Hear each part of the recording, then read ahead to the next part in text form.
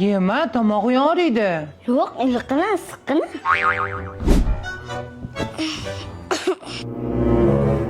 Tomog'imga tiqildi ona. Aniqmi? Ha? Bu yoqqa kel. Bu yoqqa kel dedim. To'xta. Ertalabdan cho'milishga borib yurmagin, havo salqin. Havo issiq. Ha, qarada. Shamolladingmi? Yo'q. Aniqmi? Hani bu yoqqacha buncha issiq. Cho'pim qaniydi? Ona, men qaytib chiqmayman. Kasal bo'lmayman, o'lay. Onam urgandan holsiz bo'lib ketdi. Bu tez keyingi eminlamasdan asabimga tegib. Qayerga shoshibman, chaqirib qo'yib, qayerga ketyapsan? Ko'rmaysanmi jiyaningni? Kasal bo'lib, mashtimga keldi, borib pashsha uchsa ham shamoliga kasal bo'lib qoladi. Ayb o'zingda.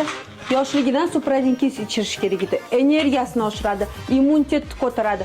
Qishda morojniy yesa ham hech narsa qilmaydi. Vohliroq qatding. Bugundan bolalarimga supradinkis beraman. Ko'cha 30 gradus issiq, peshonam 40 gradus bo'lyapti. Issiqda bolam kasal bo'lib. Obbo, bu jiyaning o'z tog'asiga o'xshagan ekan-da. Supradinkisdan ikkitadan berib yuborsak bo'lmaydimi?